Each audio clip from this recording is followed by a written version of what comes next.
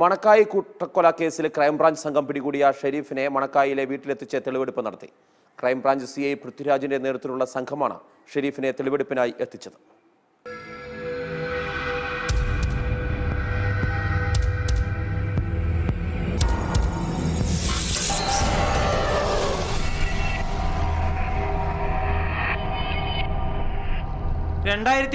April 6 Manakkayi കൂട്ടക്കൊല നടന്നത്.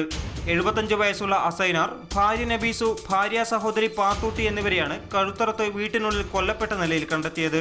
രാത്രിയിലായിരുന്നു സംഭവം. മോഷണ ശ്രമത്തിനിടെയാണ് കൊലപാതകം നടന്നതെന്ന് ക്രൈംബ്രാഞ്ചിന്റെ പിടിയിലായ ഷെരീഫ് മൊഴി നൽകിയിരുന്നു.